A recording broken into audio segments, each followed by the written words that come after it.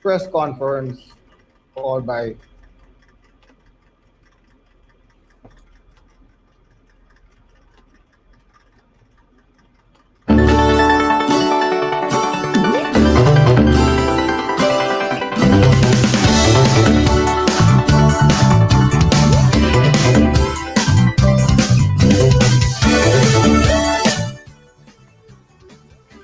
Hey, one and all, welcome to this Ride Along live broadcast. It is a impromptu broadcast as we cover the press conference resignation of the NDC leader, Ms. Franca Bernardine. The press conference is already in progress. Let's see if we could join them right now. And next to him, of course, is our General we could join them, guys, Secretary, right now. The press conference has already started. So we welcome you all once again. And I want to say that this conference has been called as a result of the recent resignation of our political leader, Sister Franca Bernardine. And basically, we are going to chart the way forward, because based on what I certainly have been hearing is that there has been some questions, not questions, but concerns as to how NDC ought to proceed and will be proceeding. So we will give you an outline as to what our members and the public can expect. At this point, I wish to introduce or to invite Brother Terry Forrester to introduce our first speaker. Brother Forrester. Thank you very much, Mr. Chairman, and pleasant good morning to other members. Before we go further, let me apologize that for some reason the broadcast does not have any visual. We were told that it was a televised press conference, but we're not getting any visual on our end. So what you're seeing is what's coming through the conference. Hopefully they recognize that and change that setting very soon, because we're seeing exactly what you're seeing on the screen. So let's go back to the press conference. It's part of the Constitution of the National Democratic Congress that in the event the leader steps down or is unable to continue performing his or her duties, then the deputy will just naturally take over. It is also part of the Constitution that whenever a convention is called, at this point in time, then the party delegates will choose its leader for the next ensuing period. So it is my great pleasure to introduce the deputy political leader existing at this time, Mr. Adrian Persuader Thomas. He holds a diploma in general agriculture from the Eastern Caribbean Institute of Agriculture and Forestry. He also holds a Bachelor of Law degree from the University of Wolverhampton. He is a former teacher. He is a former Deputy Labor Commissioner within the Ministry of Labor. He has served there for many, many years. He is also a community organizer and continues to be a community organizer in the constituency of St. David. He has been a former president of the Calypso Association and a former member of the Grenada Nutmeg Association. Without any further ado, I'll now like to invite Brother Persuader Thomas to the floor. Again, guys, let me apologize for the visuals. As you guys could see, there's a big NDC sign there. There's no video coming through the Zoom. We were told that it is a press conference, a visual press conference, but we're not getting any video feed at the moment. We're still checking in. I really and truly want to be friends with you, and it's a pleasure to have you all here this morning. And I may not go through the subject matter that brought us here, because I think you're quite aware of it. But I will. I really want to express my happiness for having you here today. I know for a fact that we are on the same high sea. We are traveling. We all want to see Grenada go forward, and we have to work together as a political organization. I know for a fact that the politicians like to um, have a good relationship with the media. And I know also for a fact that the media like to mingle with us. And we are happy to have you here this morning. Brothers and sisters, we always have, in the National Democratic Congress, we really and truly like to put the party under the microscope. And we are not afraid to give the media the opportunity to have a dialogue with us. What happened yesterday was just internal, and we thought we were obligated to speak to the nation via the media. And here we are today. We are at your disposal as a result of the resignation of our political leader. As Brother Terry said, I stand here as a deputy political leader. She has resigned, so it's my responsibility, according to the Constitution, to step up as the acting political leader for the time being until the National Democratic Congress has its next convention. It's rather unfortunate that we have to go through this little crisis, but many political organizations go through situations like that. NDC is no exception, and we are man enough to stand up to it and make sure that we put structures in place to continue the good work of Sister Franca. What she said to the media yesterday in her statement is the gospel truth. There is no need for me to go through that. We have to look at it objectively and take it. As she said, this medical issues is somebody's personal matters, and I really hope that the general public take it as she presents it. Sometimes we don't prepare for those things, but situations do arise, and we have to really and truly rise to the occasion and do what we're supposed to do. Nature of a way of taking its course, and that's exactly what happened. I will personally like to say thanks to Sister Franca. And really and truly, we appreciate the contribution she has made. For the last 12 years, she was involved in active politics in Grenada, and she has made a significant dent in the political arena in Grenada, Carriacou, Pitimatic, and also the wider Caribbean community. My brothers and sisters, she has spent 5 years in the cabinet, and I was not in cabinet, but by speaking to my fellow colleagues who had the opportunity to sit in cabinet with her, we really and truly have no choice but to admit the fact that she was one of the best education ministers that maybe the Caribbean had ever seen.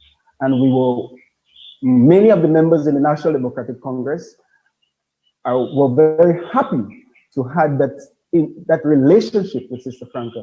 And we look forward in terms of working with her in the future. She has resigned from the political leader position. She has also resigned from caretaker of the party, but she has not resigned from the National Democratic Congress. And she gave us all assurances that in times of need, we can call on her. And I'm very happy to have Sister Franca Bernardine at my disposal in terms of going forward. I pledge to continue the work that she has set in motion. There are many projects she has started. I'm quite aware of them. And she has given me all the information in terms of how we go forward. And I will definitely continue in that direction. Plus the new work that we had in place, especially to start from January 2021. Very early in 2021, or even late in 2020, we'll be rolling out the roadmap in terms of the National Democratic Congress and going forward. And I know definitely we will depend on the media a lot to really and truly give us the kind of publicity that we really need in terms of going forward. Once again, we say a heartfelt thank you to Sister Franca, but not only to Sister Franca, because her mom, who just celebrated 100 years a couple days ago, hours ago, being in politics is not easy to attend to your mother. In other words, her mother was deprived of valuable time that Sister Franca had to place in the politics, and we are very grateful to our mom for that. We cannot forget her children, her 5 children. I had the privilege of growing up with my great-grandmother, and I know what grandparents' love is. And if we're going to have Sister Franca in politics and her grandchildren doesn't get the opportunity, we have to be grateful to even the children and the grandchildren. So once again, we say a heartfelt thank you to Sister Franca. I want to highlight here this morning, my brothers and sisters, that in the National Democratic Congress, we do not have a crisis of leadership. In the National Democratic Congress, we have a succession plan. And that may have been demonstrated time and time again. When Uncle Tilly left, we didn't have a crisis. When Nazim Buck left, we didn't have a crisis. Sister Franca has departed, and we don't have a crisis. I want to give the Grenadian public the assurance that the National Democratic Congress is not headless. We have a sense of direction, we have a sense of purpose, and we'll be heading in the direction that will take the Grenadian people in the position that they ought to be, and not where some narrow-minded people think that they should be. We want to make sure that the Grenadian people live a life that is equitable to many Caribbean islands and the world, and we have the resources to do just that. So the National Democratic Congress will be going in that direction. We have experienced in Grenada the whole question of political parties rise and fall. And many times they fall, when the leader goes, the party goes. And this was well demonstrated by the GLP. It was also demonstrated by even the revolution. When Morris Bishop didn't dead yet, he was under house arrest and the revolution crumbled. The NDC is not heading in that direction. We have learned our lesson, and whenever we have situations like that, we have structures in place to ensure that the party does not remain headless. In going forward, as I said, in 2020, late in 2020 or early 2021, you will hear from the National Democratic Congress the plans that we have in store, the roadmap, and you will please stay tuned because you will definitely get that it is coming. We will continue having our meetings with the stakeholders. We have been reaching out to many stakeholders, the Conference of Churches, the trade unions, the Bar Association, and many other organizations that have a role to play in our society. Sometimes we feel that we can govern by ourselves without utilizing the skills and experience of the stakeholders. And sometimes we even govern without consulting with the people. So we will not make that mistake. And we have plans in terms of going forward to make sure that the stakeholders play a critical role in the governance of this country.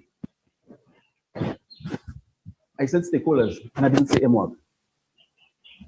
Before the year ends, I want to promise you, this organization will be sitting around the table with the National Democratic Congress. We have issues to raise with you, and I am sure that you do have issues to raise with us. And therefore, you have a role to play in society. Just like the politician has a role, the media has a role, and we want to make sure that we create the avenue that the media can play the kind of role that it's supposed to play in the development of our society. Not in the development of any political party or any political leader or any journalist individually. Your contribution, like the politicians, must be in the development of our society. And we are ready to facilitate that process. We have come to the conclusion that we have to join hands together. We have to come together in order to build this country. Unity is key in going forward. And therefore, the NGOs, political organizations will not be any exception. We will be talking to them. And sooner than later, I can guarantee you, before the end of December, before Christmas, every single one of these organizations, NGO stakeholders, will be hearing from Adrian Thomas. Directly, not via secretary or via the GS, but directly. I'll be picking up the phone and calling people and letting them know that the time has come for Grenada and the forces in Grenada to unite and take this country forward. My brothers and sisters, there are a group of people that we have to pay special attention to in this country. The young people. We cannot continue to fail the young people as politicians. Our society has not put the structures in place to even guarantee a job. At the age of 18, 19, I was already a teacher with a confirmed position, with a job that it was permanent.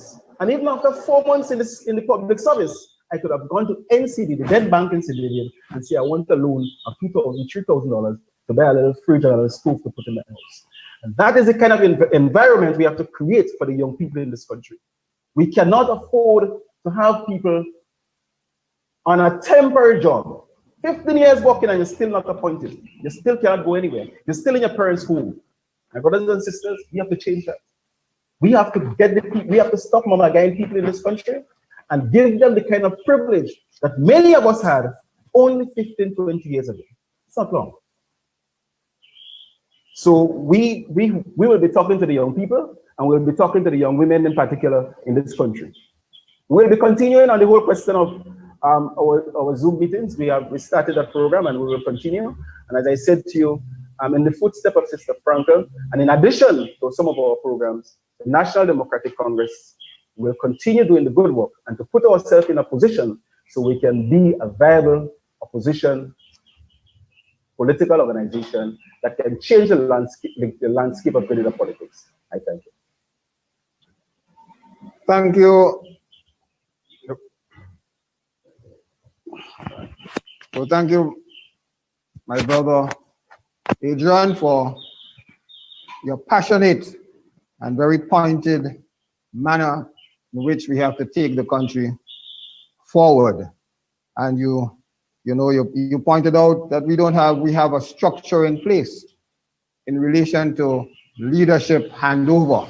So we do not have a leadership problem. So we just wanted to give this sort of message to our members and our followers that we are here continuing the work of our esteemed political leader just resigned, of Sister Franca Bernardine. So I wish to introduce now our General Secretary, who will give you further outline as to some of the things the party has been doing and will do in the near future. Brother Glenn Noel. Thank you very much, Mr. Chair of today's proceeding and the chairman of the party, Brother Terry Moore. Let me join with the others before me and to welcome and to thank the media for being here this morning, to let you know that we attach great significance to the work of the media. We see the media as a safeguard of the democratic process in the country. And as some people will say, the fourth estate. Sisters and brothers, ladies and gentlemen, I want to begin by, first of all, recognizing the sterling contribution that Sister Franca Bernardine has made to the country and to the people of Grenada and to the NDC party in particular. I have had the distinct pleasure of working with her in the government led by the Tillman Thomas, Prime Minister Tillman Thomas, and her service and her performance as a Minister of Education has been more than remarkable. I've known her for quite some time. When she was at NULO, I had the pleasure of visiting NULO, doing several lectures to the students. I engaged her while she was at PALM as well. And also when she worked with the Peace Corps, then being the president of SEDU, we had to interact very often. She placed in workers at the disposal of SEDU. But I've really worked closely with her as a government minister and in the party. And so it is a difficult time for everyone. We thank her for her contribution and her family. And we wish her all the best in the future. And we look forward to working with her. Having said that, I think it's important for me to make the point that one of the features of political organizations, there's a reason why there is a deputy party leader, because it means that in the absence of the leader, there is a leader. So the deputy leader takes over. And I'm happy to continue to provide the support and work along with Brother Adrian Thomas, Persuader, somebody, again, I know pretty well over the years. We worked together many, many moons ago as it relates to the development of culture in Grenada, Calypso Association and beyond. So it's someone that I know pretty well. And I look forward to providing the same support that I provided for Brother Tillman Thomas, the same support that I provided for Nazim Buck, the same support that I provided for Joseph Andal, the same support that I provided for Sister Franca Bonadin. Brother Persuader Thomas can be assured that they will continue to get my support as the General Secretary of the party. I want to reassure our party members and citizens of Grenada that the NDC party is an institution and we are very much alive. Over the last 30 years, there may have been more than 40 political parties that rose up and many of them fell. But the NDC continued to be alive and continue to get at least 40% of the electorate. And I see that the way ahead is for us to increase that and for us to do much better in the next election. And we are very much on track. So there's no need to worry. I want to allay your fears that the political infrastructure is being laid. You can't move forward without political infrastructure. Most of our working committees are in place. We have a policy committee. Again, guys, let me just add that we were reassured that this press conference would have been transmitted live via this Zoom platform. But going in, it's been at least, 15 minutes into it, we were not fed any visual. So what you're seeing is what we're seeing. There's absolutely nothing that we could do on our end and to monitor it. But I want you guys to stay tuned because we're gonna analyze this whole press conference here once it has been concluded. But there are no visual on our end, and I can see in Maryland and everyone else that's commenting. I see, and we're seeing exactly what you've seen, but they're not sending us any video, and there's nothing that we could do to change that at the moment. All right, we're trying to see if there's any other video feed that we could pick up, but just bear with us because that's what we are getting fed right here back at our broadcast headquarters. The organization, the Women's they just had a recent general meeting where a new executive was elected. Most of our constituency branches, the constituency branch and the polling division groups, the village groups are the foundation of any political party. And what we can see at this point in time is not something that you make noise about. If you're building an army, you're not going to be going out there and tell the enemy how much tank you have and how much machine gun you have, right? The same way that it is, those internal processes is not things that you go out and boast about in terms of where you are. But I can see that we have done a lot of work to ensure that the village groups, the polling division groups, the constituency branches are all on the way. In some cases, new chairpersons have been elected and appointed. And I can assure you too that we are well on our way in terms of selecting our 15 caretakers. That once they move from the transition of caretakers and an election is called, then they'll become candidates and participate in the next election. So that work is very much in progress. The fact that the leader resigned, as important as she is and the role that she has played, doesn't necessarily mean that there is a setback and that the party would not go forward. We are going forward with our plans. In fact, this weekend, and we have an activity tomorrow at Hermitage, where we have a kind of fun day, sports day, bringing people together to socialize and at the same time raising some much needed funds. In fact, our breakfast fundraising activity continues almost every Saturday or at the end of each month. More than 8 constituencies usually engage in that kind of fundraising activity and social event. In addition to that, we have seen that the whole question of public engagement, we are at the stage now where most of the constituencies are getting out on the ground and doing field work, engaging and meeting and interacting with the public.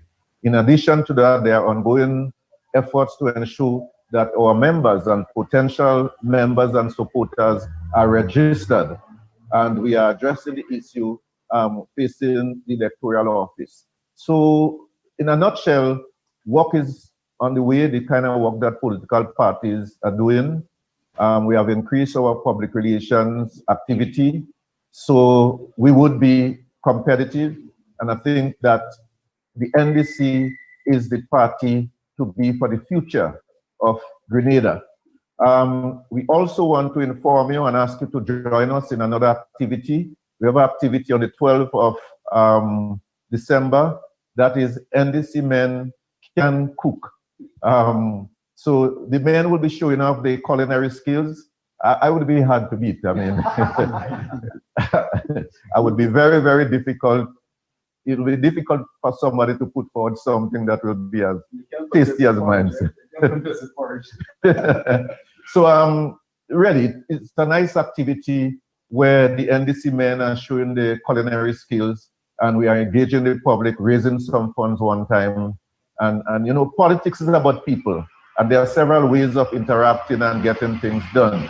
In addition to that, only recently we have been doing things like assisting as it relates to the repairs of homes. Only recently, as you know, we had the NDC Care Initiative program where we provided food hampers and masks and so forth for a number of people and families and so. So the good news is that the NDC is very much alive and that there is continuity in the NDC party. As contrary to other political parties, you have to wonder about the future. If the leader dies or passes away, what happens? In the NDC, we have demonstrated that, because unfortunately over the years, it's not the first time one of our leaders became ill and had to step aside.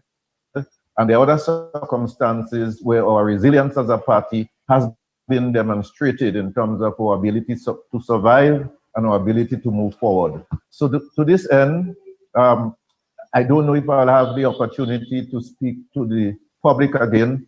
So I want to use this occasion to say Merry Christmas to everyone, because we're not too far away. It seems like a long way, but it's not too far away. And to also say that the advent of COVID has really presented what I will call unprecedented challenges, socioeconomic challenges to all of us, the whole people of Grenada.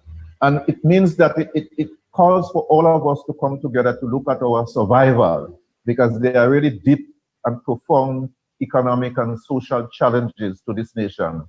And the NDC believe that while we will play a leading role, but the answer does not lie with any one political party. No one political party has monopoly over the solution. And therefore, we're looking forward to bring people together and to say, listen, as a people, we need to come together to really discuss some of the most burning issues that affect our nation and to find common grounds and to come together. And I want to also use this opportunity to say to people, do not take COVID-19 for granted. We must strike that unit balance of ensuring that life continues in terms of the economic life of the country, but at the same time, we must protect ourselves. So please follow the protocols as it relates to the social distancing and using all of the things that have been proposed to us. Let's be safe and let's do what is good for all of us. At the end of the day, we are all Grenadians and we're looking forward, working together. So I thank you very much. So once again, I want to thank our General Secretary for his. Thank the General Secretary for his. Again, guys, you're watching our live broadcast here. We are not getting any video feed. Please stand by. We were reassured that video would be coming through this particular stream. I'm aware that other platforms may have the video as well, but it's not coming to the platform that all other media stream are supposed to be getting the feed from. Stand by. Very high on the list to be a winner in the Men Can Cook. But I want to tell him that there are dark horses that can come and win the prize. So I'm not behind back. So fellow media personnel, I took away from him that sense of continuity in the NDC and the resilience of the party. And I think that this is very important, that our supporters, the general public, understands that we are not going to be sitting idly by and just watching things fall apart. We will be united, teaming up to take this country to a different level and our party to where it ought to be. I will now at this point invite any questions that may have come in on the media or any of our personnel here want to ask a question.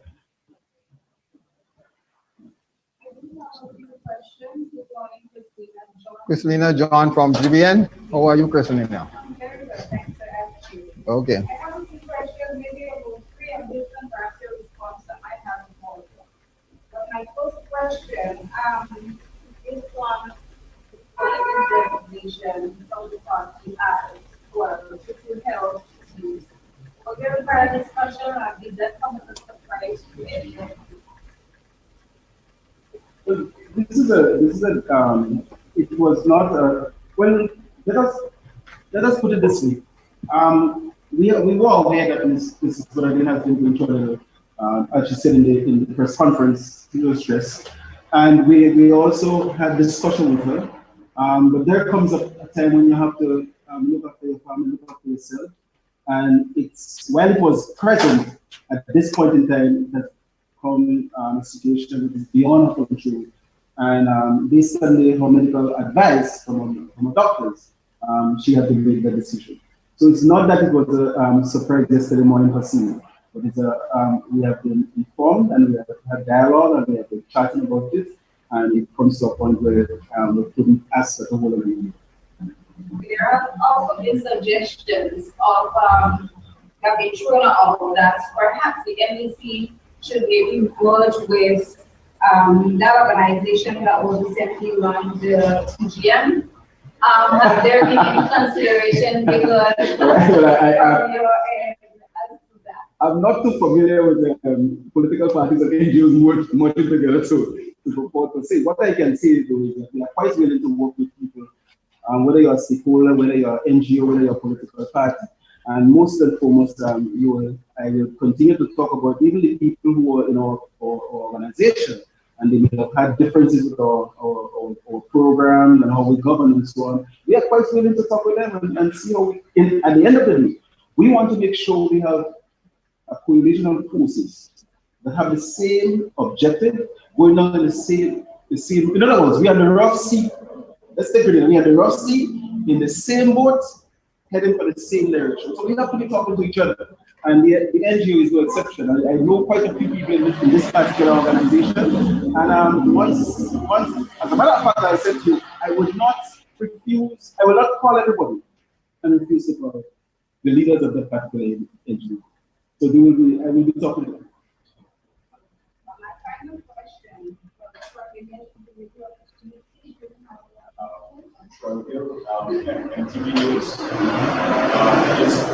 Troy.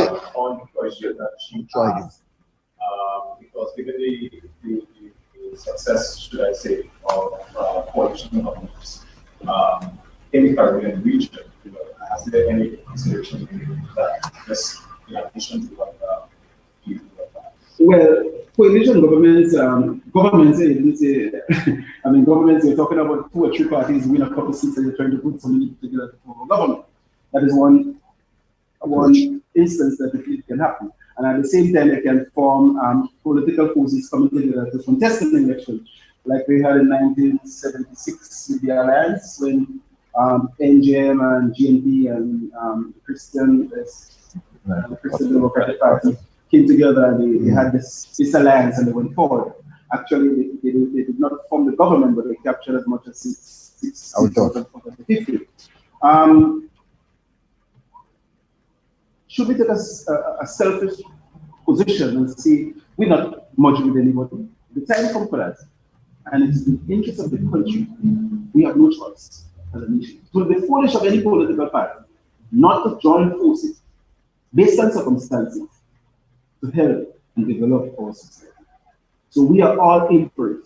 As I said to you, mark my word, before Christmas, I'll be touching base with every single potential force in the leader that can help and contribute to building our society. Thank you, Brother DPL. Mr. You want to continue your third question? Yes. Mhm. There are also calls for younger girls to the party. Have you been given any consideration to that and any Adding to what we already have. Oh, We have always been put in DPL. through the line outside for young people to come and join our party. And I must give credit to Brother Nazim. I think he made us in that last campaign for the last 2 years before the election, 2016 from 2018. He actually, I mean, the part of our policy agenda is really to put the young people at the forefront. And we will never lose faith in our young people. We think they have a serious contribution to make, and I believe that we have to continue talking to them. I am hurt with the pain that our young people go through these days. I am hurt.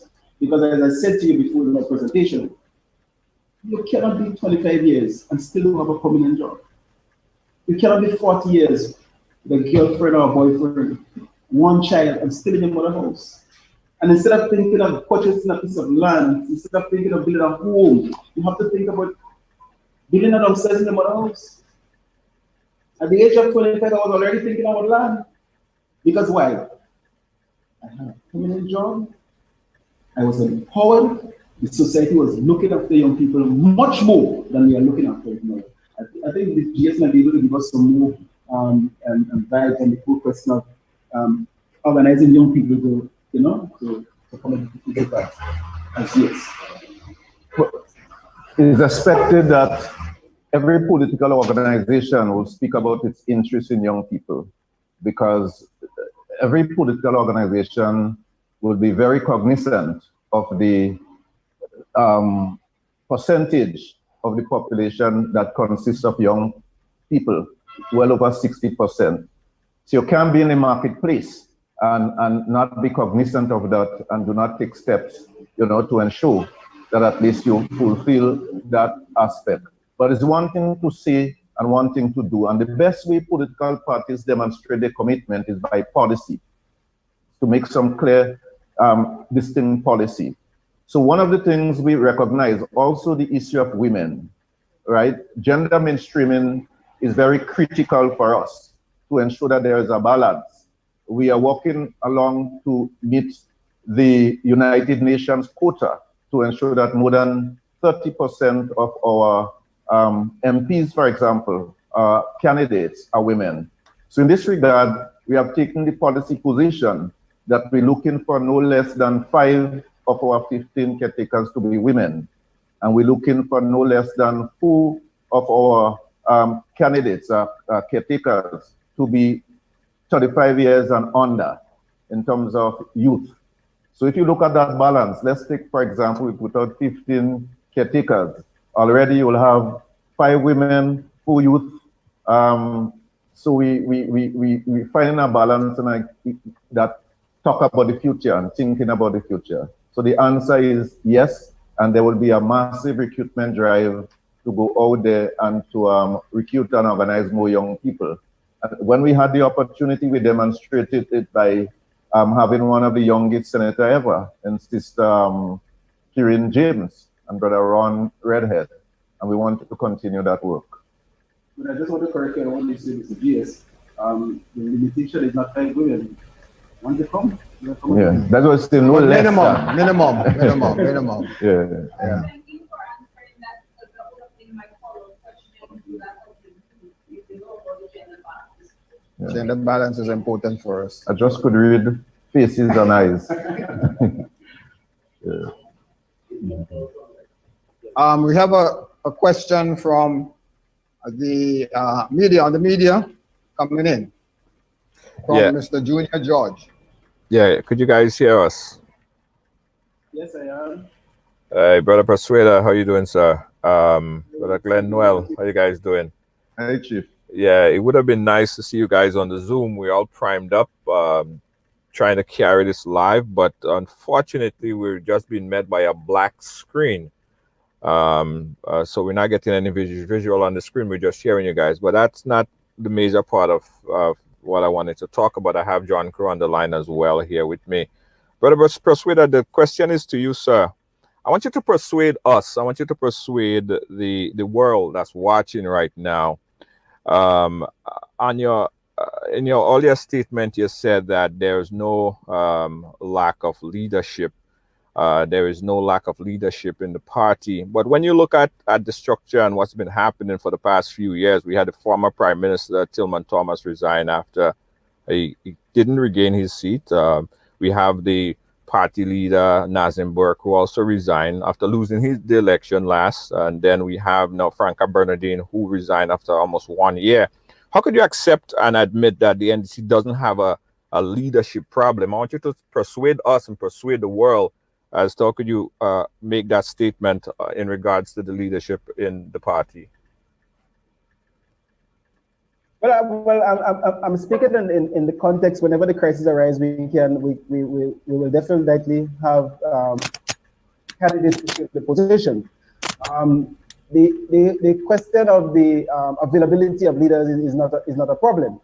I don't know if you're looking at it from another perspective in regards to our leaders. I guess you're looking at our leaders may be a problem. But when Uncle Tilly left, he left on the basis of he had enough in politics. Comrade Bucker left on the basis that he lost 2 elections and he thought maybe give somebody else a chance. It's not that he wants to hold on as if he's the most indispensable individual in the political arena. Sister Franca left not because the nation calling her to leave or to go, but she left on the basis of illness.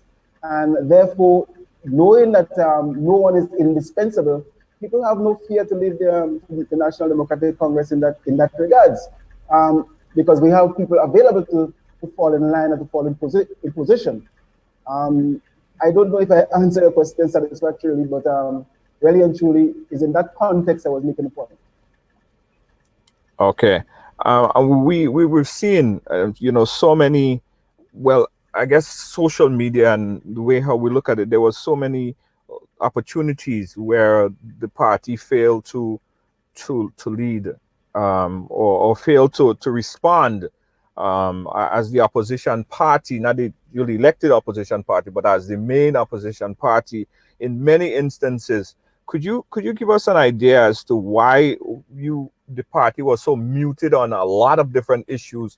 Why it took so long before or at all for the party to make a decision or come out with some kind of information that would give its supporters and the population, as in contrast in what's happening with the leading party? What took so long, or is there a problem in terms of getting your press information out to the general public? Well, are you talking about any particular issue, or are you just generalizing everything? Well, I mean, John Crow is on with me as well, and that's one of the things that we in the diaspora here, we're very muted in terms of getting information. John Crow, I don't know if you want to speak to a specific issue. No, I had put up the post a couple months ago that good morning everybody, that we're simply responding to issues that come up. Like for instance, the last one was the voter, is it a voter registration? Not the voter registration. What was that thing again they had? But anyway, there are several issues. I'll give you a specific one. We have had several accusations of police officers stepping, if you would, step out of line, so to speak, right? We've had this recently, the shooting of the senior who, in a moment of whatever it is, retaliated to his son getting shot. We've had a lot of different, we have the issue of the people with the dog. We've had the issue of children and lunch, and the program that you started, meaning the party started. And there seems to be a slow dredge-like response coming out of NDC, that we're not hearing your voice. We're not hearing you up front and center, holding the fire to the feet of the ruling party. You know, and for us, it seems like there's nobody at home. The lights are on, but there's nobody at home. That's that. You know, if I could get, I mean, I can't get more specific than that for now. For now.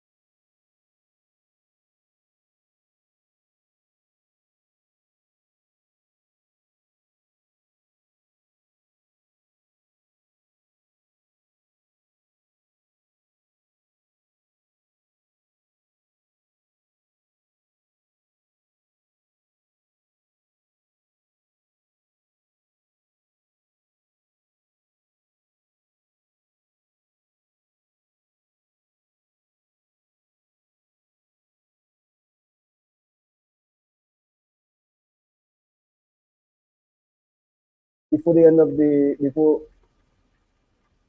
before 6 o'clock.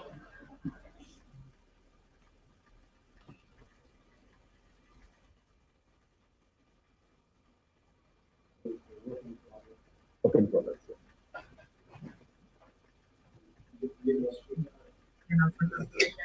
Yes, good morning to everyone. Good morning. I have a number of questions. Some are straightforward and some might be a little bit lengthy in answering. Ms. Benedine would have served for less than, that is a little more than a year. From the political party as leadership, as well as we said from the constituency. Can you tell us, based on your constitution, who will be the replacement for her in the constitution, or it is a decision has to wait for further along? My other question is, when will be the party's next convention? Because that would assist in knowing how long Mr. Costrada would remain for as acting leader. And Junior would have asked a question regarding to leadership.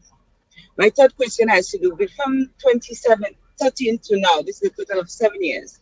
The party, with the inclusion of Mr. Thomas, would be seeing 4 persons leading the party. Do you think that the voters out there, the community, investors, and persons who are watching your growth and development, having 4 different persons leading the party within a 7-year period, do you think that they will see that as some sort of concern? My fourth question has to do is relationship with other organizations. Can you tell us whether or not there is a working relationship with the recently launched Grenada movement? And finally, for now, is the National Democratic Congress in discussion to return Michael Church, who were expelled from the party, back to the party? That's my 5 questions for now. Good. Okay, thank you very much, Ms. Strickler. As it relates to the first question, the constitution of the NDC makes room for the deputy political leader to act and to take over the full role and responsibility of the political leader in the absence of the political leader. So whether that absence is temporary in the sense that the leader travels or the leader dies or the leader resigns or whatever it is, the deputy party, there's a reason why there is a deputy. And in selecting a deputy, you look at somebody who could act and who could replace the leader if that need to be. So the qualities of that person is closely related to that of the leader. When you're looking for a leader, you're looking for a deputy as well, just in case you have a bump on the road and that person has to take over. So Mr. Not to cut across you, but it was not on the leader of the party, but the constituency, a replacement in the constituency. Of the Constituency right. leadership. Yes, well, automatically, what we have been doing is to look at the issue of caretakers. And in every constituency, we have more than one potential caretaker. Generally, when there are more than one caretaker, there is a process of where the constituency will decide via an election, right? The people will be nominated, and at the end of the day, one person would be selected based on the democratic process and so. So in the case of the St. George Southeast, somebody else was being groomed just in case there is some bump along the way. So I want to say that there is someone in consideration. And in fact, the party leader herself has been grooming that person. So we're quite clear that there is some succession plan as it relates to that. There was Convention. the convention. There will be a general council in the first quarter of next year, and the general council will set and determine the next date for the convention. You have to take into consideration we are meeting in unusual circumstances and trying times as it relates to COVID, where there are protocols and restrictions as it relates to the number of persons that could gather. And a convention will mean delegates from all of the constituency, and we're talking about 400 plus persons. So to get the 6 feet apart distance in any one building in Grenada will provide a challenge. We also will be looking at the possibility of doing it by remote, but it means how many of the delegates will be able to participate via Zoom or any one of the platforms, and how easy that will be. So that we have to adapt to the current situation. And I think even all of the political parties are affected in that way. I've just heard that the NNP recently had to cancel or to postpone for the time being, I think a general council or so, and it's in keeping with the COVID situation. As it relates to, as we have said, any political party who understands its role and function must be prepared to collaborate and to work closely with all other stakeholders and political organizations that you have something in common, the development of the country and principles and core values that we see dear to us. And we are open, we have an open mind, we have been engaged in dialogue with individuals, with persons that belong to any one of the political groups and organizations. Now, the framework, the conditions that will be necessary for a coalition or a merger and everything like that will evolve. And if it evolves and there is a need for it, first of all, our constituents, which is our membership, we are guided by them. And if the majority of the NDC membership say we need to work together and the other parties are interested in working together, then we would. We also open to any other individual. We have shared many platforms with, for example, Earl Maitland of GEM. And yes, we have had dialogue with individual members of the movement, because one Grenada, one agenda for the development of the people of Grenada. That is what is important to us. So we have an open mind. And just one thing, as it relates to the issue, there is always a need and room for any political organization to step up as it relates to its public relations activity. So there's always room to improve and to be able to respond and so. But I must say that sometimes some things go unnoticed. For example, we met with the family of the policeman, the Rasta guy who was shot, and his dad was eventually shot and killed. We met with the family, the party leader and the deputy party leader met with the family, and we have put out a statement as it relates to excesses, as it relates to the police force, on the matter of the St. John's issue, and several other issues.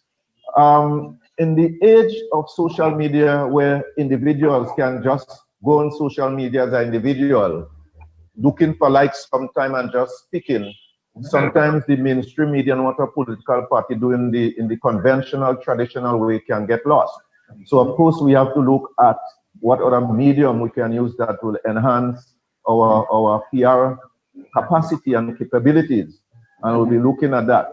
But we take the comment and we're looking to improve, and we want to be in the know and to be in the marketplace and to be relevant. Mr. Noel, there are two other questions I asked. One, if there is talk to return Mr. Church to the party, and the concern of having 4 leaders over a 7-year period. Well, I will attribute having 4 leaders who had to step down because of different circumstances, and the party is still vibrant and alive, as a plus and not a minus. In other words, yes, you would like to see one person remain for as long as you could, have some kind of continuity and so. But you take in the case of Brother Tillman Thomas, he did say to the nation that he was prepared only to serve for, if the party had won the election a second term, 2 terms, right? And he felt at this point in time, having spent 30-something years in politics, it was time for him to bow out. And it takes a lot of courage to do that, because most people get drunk by power, you know. In the case of Nazim Burke, he felt, well, given what is happening around me, let me open up the process, let other people get involved, and I saw that as being very selfless. That being very selfless. As it relates to Sister Franca Bernardine, well, the circumstances is beyond her control and our control, and it's not one that speak about any dynamics within the party itself, but just health condition. But the fact that we have somebody that the rest of us in the leadership of the party and the executive feel comfortable and prepared to support and work along with them suggests that we are not overly concerned. So yes, when you look at it on the surface, one may see that you have changed 4 leaders over a period of time. But different parties have different circumstances and different situations. Not all of us sometimes travel the same road for different reasons. Life gives us different hand, and it's how we deal with it. And I think we have dealt with the hand that we have been given pretty well, and we want to reassure the public that if you look at what has happened, there hasn't been any follow-up over any one of them stepping down. The party didn't mash up, the party didn't crumble, there was no confusion, there is no struggle between people within the party. That has been absent. So the NDC has turned that page, and we know one close-knit family, and we intend to continue. And the door is open. There are a lot of people that feel they could make a contribution to the political process. Brother Persuader as deputy leader, and as somebody has a right to aspire to be the leader. But what I can tell you is that he's not selfish and would not put a stumbling block, because we are an inclusive group, and we call upon any single Grenadian who believes that they can make a contribution. and they see that the NDC values and what we subscribe to as good, they can come in, they can add to the mix, you know. So the door is open to include others to come in and to make a contribution. And if you have talent and you have leadership skills, you can rise to any level in any organization. You should have such ambition. So I want to say to a lot of the persons out there who are fed up with the current administration, who want to see change, stop sitting on the fence and so. If you believe you could do a better job than any one of us in the party, because we believe in Grenada and Grenada comes first, we will not stand in the way. We'll give you every support. So the door is open, come forward, including you too, Linda. It's a great opportunity to come and make a contribution to the Grenada development process. I'm still awaiting the answer with Mr. Church. Is there a discussion with him to return him to the party? Well, I'm going to, I think that, is there another follow-up? My question is the NDC in talks with Michael Church, who was expelled from the party, to return him to the party? But that is not the way political party operate. As I said before, that we are in the process of recruitment. Yes, we have had, many of us are on good speaking terms with Michael Church. So if Michael Church wants to return back to his home, the NDC, the door is wide open and we would not put anything in the way, and we're prepared to have a dialogue with him. But at the moment, I'm not aware of any ongoing dialogue that has a date, a time fixed in mind and so. But certainly there is an opportunity.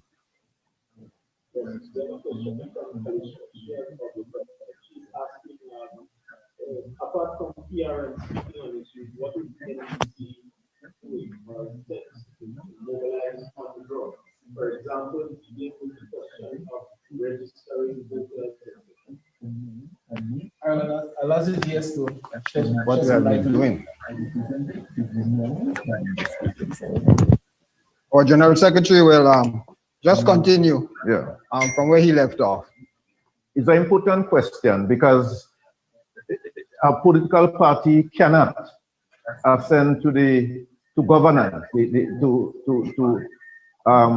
be in government if the political organization is not cognizant of the need to continue to register your voters, to increase your membership and to increase your support base.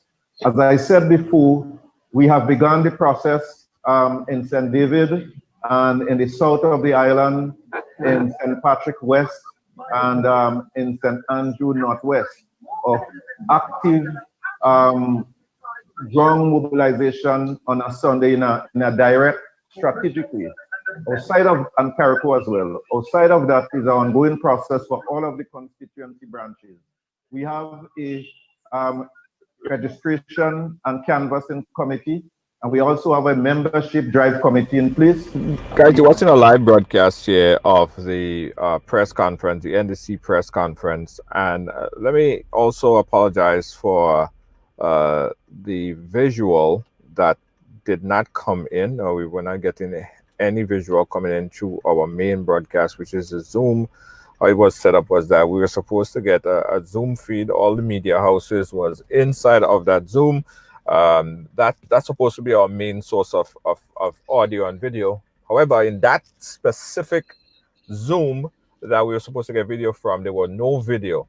Apparently there are other medias that was receiving the video through different means, not through us, because everybody in there was complaining of the same thing, and we were unable to get any video. We're gonna cut it off right there and talk a little bit with John Crow on what we've heard so far. John Crow, what's your thoughts?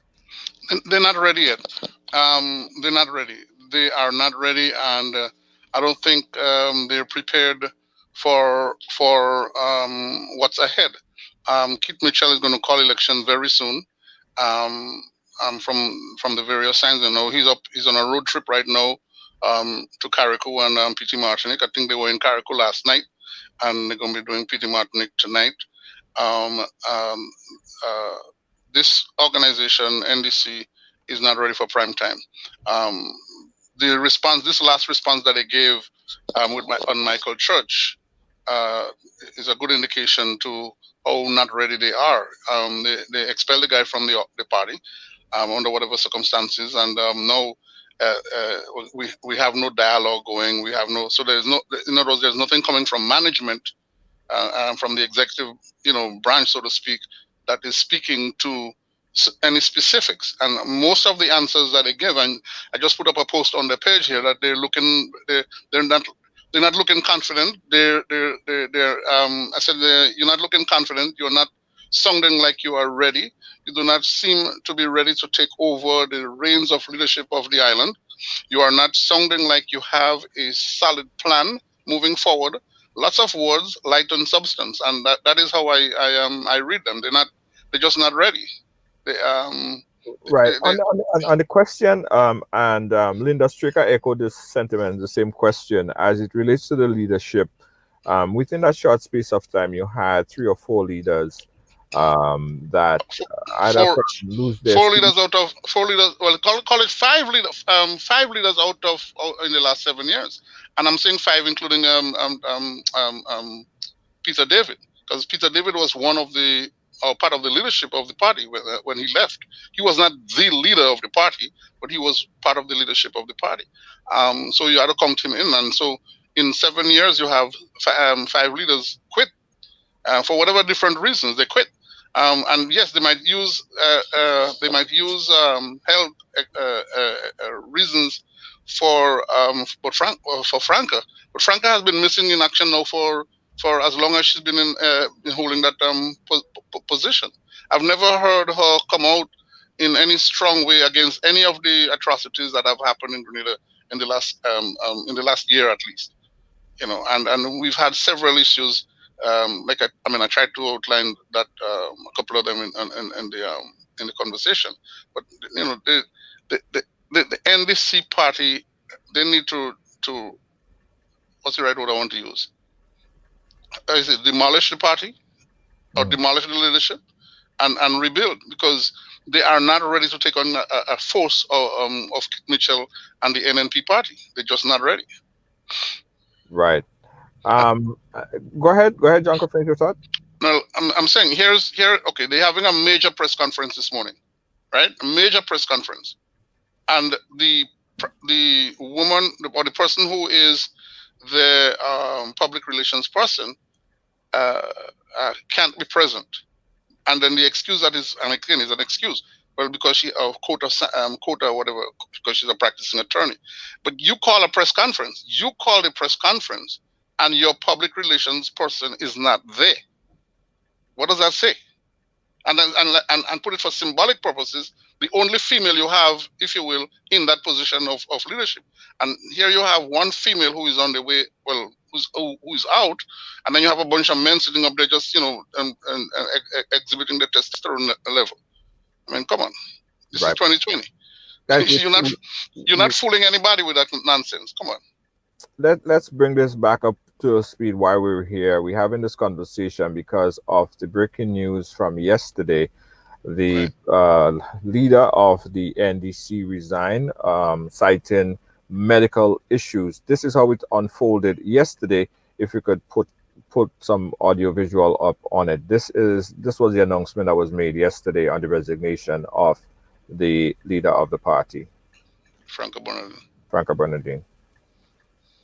As General Secretary of the NDC, I received a letter from our party leader, Sister Franca Bernardine, tendering her resignation as party leader and as caretaker for the constituency of Southeastern Georges. Following that letter, we had a brief discussion, and during that discussion, we agreed that we will have a statement where she will address the nation on the reason for her resignation. In this regard, it gives me great pleasure to introduce to you Sister Franca Bernardine. Thank you very much, General Secretary, and a pleasant afternoon to all Grenadians, and of course our NDCites and everyone in the nation. So, pleasure to be here, it always is, even under the circumstances. It is with regret that I have taken the decision to step out of the politics for medical reasons. My doctors have indicated that the stress levels are too high and I run the risk of shortening my life. So I have come out. The stress is having a very negative impact on my health and has created a number of factors that will disappear if the stress factor is reduced. So I have little choice. For medical reasons, I must resign from both positions. The timing is good because 1 year ago, to date, to month, I assumed the responsibility of being the political leader and agreed to let it run for a period of a year so that I could see how things develop and how things are proceeding. I must say as well that it took me 9 months before that, careful evaluating, looking at before accepting such a position. So there's been careful deliberation at every stage of this. I want to say that NDC will always be my party. And it's largely because their core values and policies, their ethical values are consistent with my own. I believe in these concepts and ideas and philosophies. This is where my personal belief rests. Transparency and accountability, and above all, putting people first. These are values that I am committed to as a person. I wish the party well. I am right here and will lend whatever support I can when I can. Thank you so much. Yeah, so that was the announcement that was made yesterday by the former, I guess we could say former leader of the NDC on a resignation, citing health issues. Janko, what does that mean now for organization like TGM and other political organization? Do you think that it's an opportunity for them to insert themselves in the political, more firmly in the political arena? It's a perfect storm. I could use that phrase for any party right now that is like chomping at the bit, chomping at leadership in the island, because there's a leadership void. There's a political leadership void. You have one party that is there forever, and you have these upstarts who are all in a upstart position. They're not solid. NDC should be the party that is really kicking up dust right now, and okay. Even though Franca stepped down, even though Tillman stepped down, and even though they have lost all of these, if you will, prominent people, so to speak, right? They should be at this stage of the game in a position where, even though they lose people like Franca, etc., that they should have the quality. Okay, it's one thing to say, well, okay, Posweda is the leader, etc., right? But does he come with the quality or the qualities necessary in order to take over the party, and take the party up to the level where you but want what to are some of the prime qualities? What are some of the prime qualities? I would think, looking at the leadership and looking at leadership in particular, I always look at a transformative figure like Obama, who were able to inspire people, give people a sense of, hope. That's important, right? Yes. Let people feel like there are better days ahead of us. Yes. And someone who could really inspire. In Grenada, there's a very large voting block of youths, right? Well, okay, and I'm glad you take me there. And they do not have. Look at the men who are sitting at that table this morning, right? They have not demonstrated that kind of. I call it the person who is able to speak to the farmer, speak to the market vendor, as well as speak to the president of any organization and association, bank owner, bank manager, hotel owner, hotel manager, as at the same time able to go under the cocoa and talk to the person who is cutting task on our estate. I mean, and you go to Obama, I go to Gary. I mean, that is one of the things that Gary had that most of our leaders, or very few of the leaders of our country, have been able to do.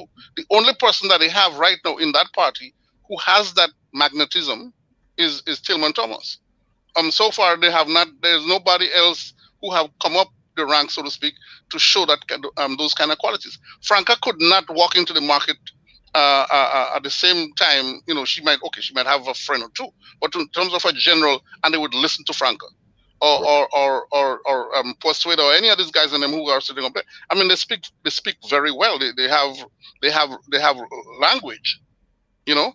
And yes, of course they could talk to whomever, but in terms of like you said just now, persuade me, convince me that you have the qualities. Convince me that I could get the young man on the block who is looking for a spliff to smoke, or you know, who's sitting at the bar looking for a drink. Convince me that you can convince them to vote for you based on whatever you are telling them that you're going to do for the country.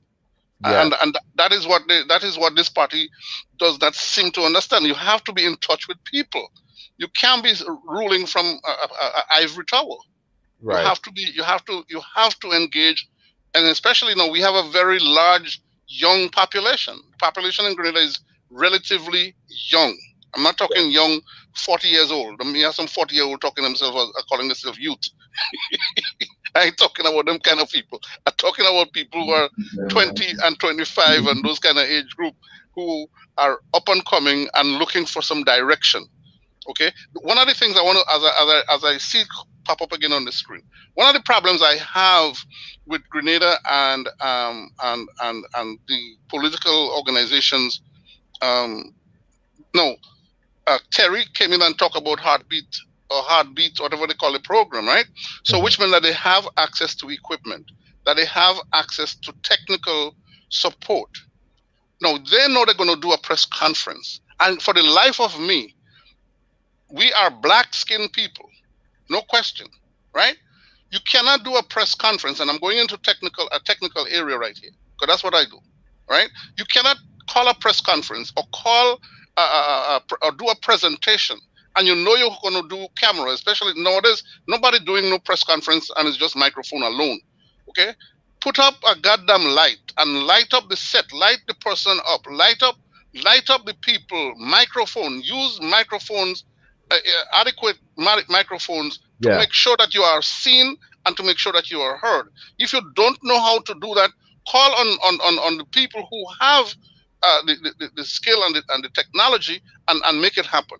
This nonsense of people sitting there at a table and they have to raise a microphone and pass it around and them kind of thing like that. That's back in the day when I was in SAS, and we probably had one mic, if we had one mic at all. I'm more concerned about. I'm concerned about that too. And you brought it up, the fact that that Claudette was not able to. Claudette was not there.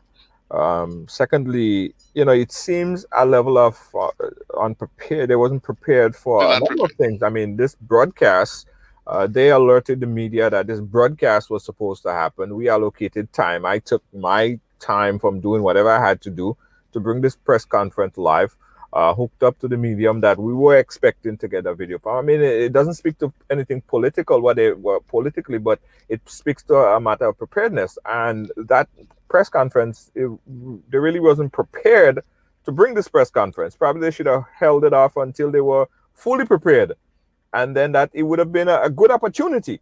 And another thing where I think that NDC, they really need to, I don't know if it's the people, the advisors that they have, you know, I'm not sure, right? But look at one other big opportunity that they missed. This is a missed opportunity. This is a missed opportunity, because had they come with proper video and everything, there will be a lot more people watching. They would have get an opportunity to share it, to tell their story to a bigger audience. Secondly, they had an opportunity when they announced the decriminalization or legalization of marijuana, that announcement that was made, a good opportunity. Instead of placing this particular news conference on a Monday or Tuesday evening where it could run through the week, they did it on a Friday afternoon. The Friday afternoon is dead. It's a dead day. You go into the weekend, you don't get the media publicity. You don't get that media follow-up because that's into the weekend. By Monday, there's something else that's still the spotlight. And Another story. you don't get that. That's another missed opportunity. So I don't know who the advisors are on the NDC side. I don't know who are telling them how to place the medium. I just think that there have been a lot of missed opportunities. They're not ready, Junior. They are not ready. The next election, keep winning again, 15 zip, because NDC is just not ready. They do not understand. They do not understand the medium. The medium that we're working with today is not back in 1955 or 51 when Gary first came on the scene. Okay, we had the Torchlight newspaper. That was one newspaper they had in Grenada. Or and you know, that was it. Nowadays you have literally everybody in Grenada is a reporter nowadays, because whether they like NDC or they like NNP, everybody have a channel where they're going to broadcast whatever it is that they have, whatever it is that they're showcasing, whatever it is that they dislike, and we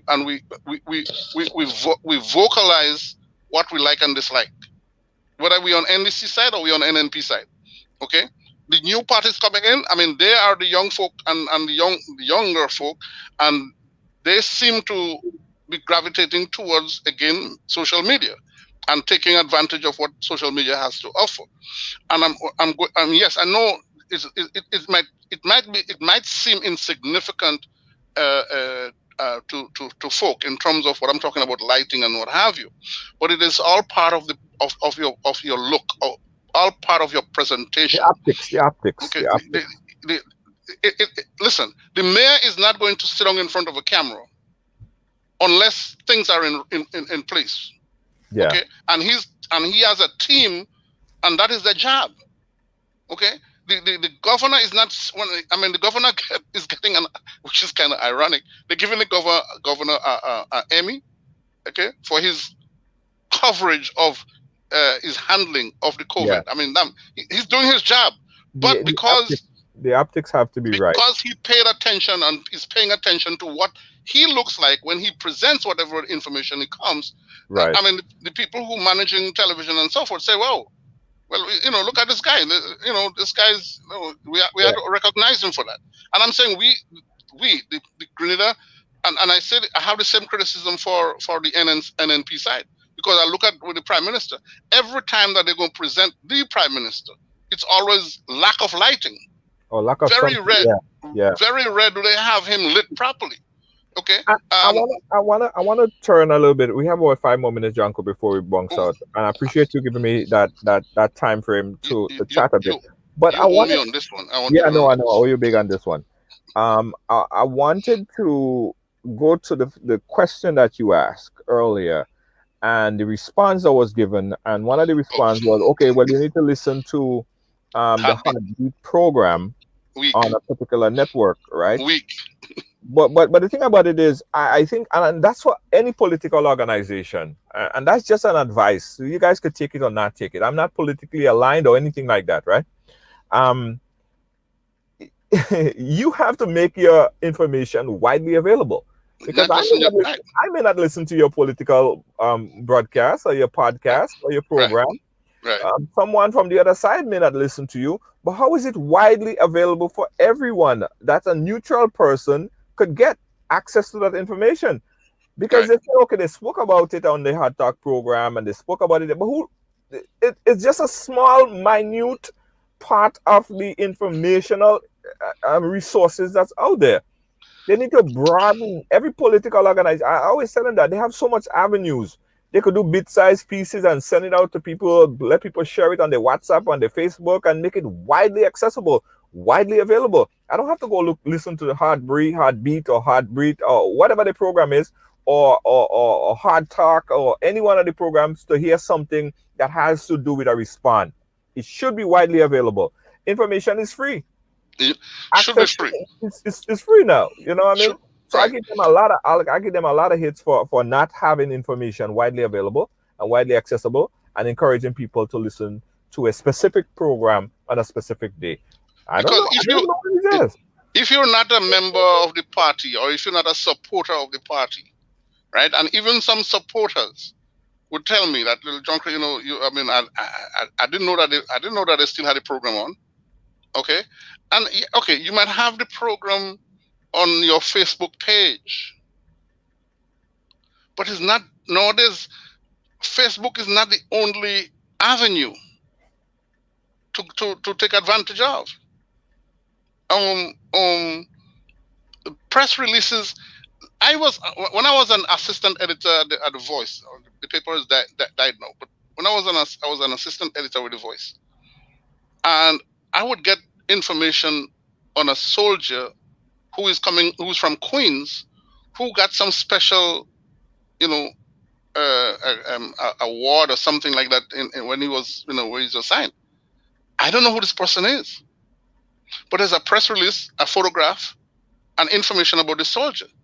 That would then, you know, the editor and myself and the publisher would sit and look at and say, well, is this worthy of going in the paper, right? And based on who the person was, or based on the information being provided about him, and so on and so forth, it gets placed in the paper. Because at the time it was a Queen's paper, right? And the guy, whoever, or the gal, whoever she was or he was, because they're from Queens, that story was relevant to Queens, and so it went into the paper. You are the official opposition party. You have an event, or you take a stand against something that is on a national interest, and you're going to lock it in your little box of the hot dog program, and then think that everybody going to see it, and everybody going to have an idea as to what you're doing. They have been dead. They have been quiet. They have been out of touch for the longest while. Franca Bernardine, whatever her issues are, I'm not in a position to challenge that, but it has been dead. She has been a non-factor in terms of when the history is written. Her leadership, she didn't even make a bump, you know, for the time that she's there. And then to come in now this morning and trying to soft soak people with you know, this kind of a response that you have, weak. Yeah. All right, thank you, John Crow. Thank you so much for joining us in this very impromptu. I want to I could make a beg. I had to make my beg, you know. Hey? And I had to make my beg. For those of you who are listening to me right now, I'm asking you to go to the GoFundMe page. $5, $10, whatever you could afford. We are at I think the fund is about $2,000, right? We're still working towards. I pull it back down from 10. I'm saying we're looking at at least $5,000. We're trying to raise to ship a container home to Grenada with medical supplies. It's going to the National Council for the Disabled. Charity Drive Grenada Seniors. You go to the GoFundMe page and you put in Charity Drive Grenada Seniors, and please make a donation of some kind. And I'm not telling you to give me $500. If you can, we're going to gladly appreciate it. Junior, you know somebody who could donate $500? Probably Lois JJ. I'm not sure. I'll find out. Okay, beautiful. Anybody who could give us a big hit, we appreciate it. The last time I had to big up Mr. Austin Funeral Home. He was generous enough and he gave us a nice little lift. Frances Purcell gave us a nice little lift the last time. She promised me she's gonna do the same this time. Labby Market, Big Mark, told me that he didn't give me a number this time, but I mean I'm counting on him because he was very generous the last time and helping us out. Yes. I need the lift that's going to help me ship this container home before Christmas. I'm trying to get it out of my house before Christmas because my wife is about to throw me out, and I really need your help. Go to it's the GoFundMe page. GoFundMe page. Charity Drive Grenada Seniors. Charity Drive Grenada. They tell me how to enunciate my words. Enunciate. Charity Drive Grenada Seniors. We're begging you for at least $5, $10, and get 5 of your friends to do the same thing, and they're going to take us off the top. Charity Drive Grenada Seniors. We're going to keep that in the loop right here. Janko, thank you so much for joining us and our last minute conversation right here on this topic. Charity Drive Grenada Seniors. Check it out. On the GoFundMe page. On the GoFundMe page. And again, guys, thank you for watching. And my conclusion to the all of this here that happened today, I see this as a missed opportunity by the NDC to take full advantage of what were presented here, so that they could make a case to the Grenada people, who is somehow, I think, is their need for a strong leader is they're looking as if they're weak. To me, it came off as the leadership. They have created a leadership vacuum, and there's no strong leader to take the reign. And that's my personal vlog on it.